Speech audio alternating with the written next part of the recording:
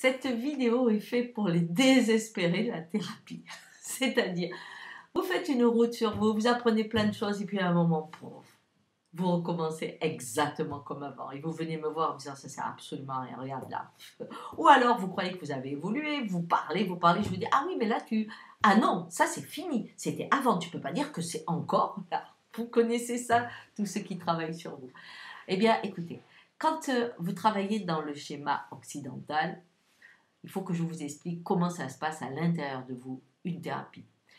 On est conditionné pour être en vertical. Le monde extérieur est en vertical, le monde intérieur est en vertical. Vous avez privilégié une partie avec différentes raisons pour qu'elle soit celle qu'on reconnaît partout où vous allez. Et puis il y a ces assesseurs, 4 ou 5, que vous vous autorisez de temps en temps à faire exister. Et puis il y a toutes celles qui n'ont pas eu qui ont émergé, mais qui ont été castrées et qui sont dans les oubliettes. Voilà, 1, 2, 3, c'est votre pyramide.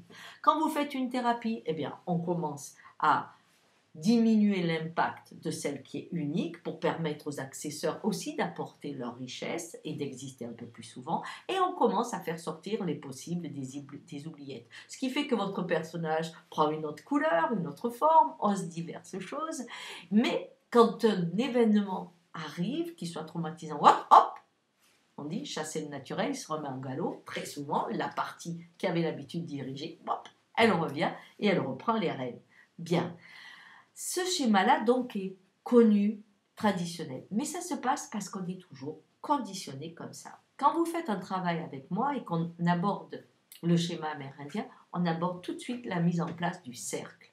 Et on n'est pas simplement en train de réveiller les parties que vous n'avez pas osé faire exister ou qui ont eu le droit d'être aux oubliettes. On ne met pas simplement quelques assesseurs en valeur et on ne diminue pas la portée de celui qui était l'unique dans votre univers. On vous permet de vous ouvrir au monde. C'est-à-dire, chaque être que je rencontre, une porte qui mène à moi. Il n'y a pas vous et les autres. Vous pouvez laisser rentrer ces vibrations en vous. C'est-à-dire que vous commencez à découvrir un autre univers, d'autres possibles, parce que ce qui s'éveille n'appartient pas à votre milieu traditionnel, n'appartient pas forcément aux gens qui ont l'habitude de vivre avec vous, et parce que vous vous transformez, eh bien votre monde, si, on va dire en termes d'image, avait 15 possibles, se retrouvera à 20, 50, 100 possibles. Bref, si vous devenez un sage, vous serez le monde, et vous aurez toutes les vibrations du monde à l'intérieur de vous. Quand il y a une grande communauté, c'est très difficile d'émerger. Parce qu'il faut que l'ensemble laisse venir celui qui est le plus adéquat. Si par exemple on est en amour, eh bien celui qui est adéquat, c'est celui qui ose la vie rentrer et lui permettre d'aller dans cette danse sans peur.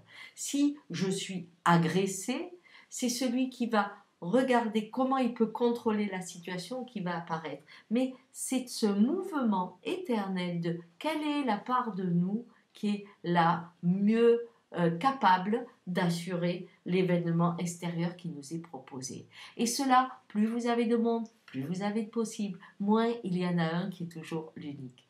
C'est la médecine de l'Indien. Et donc, quand vous voyez apparaître cette part, eh bien, c'est pas très grave, c'est que c'est le bon moment peut-être pour qu'elle soit là. Maintenant, dernière chose avant de clôturer.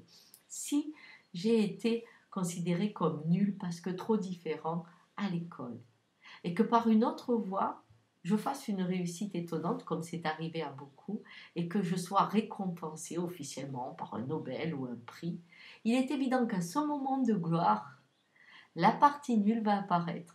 Et vous allez vous sentir à la fois heureux et imposteur.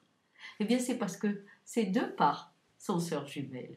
Et à la nuit et le jour, celle qui vous a fait souffrir dans l'ombre vous a donné les ferments de celle qui vous a fait rire au soleil. Allez, à bientôt chez l'Indien. Au revoir.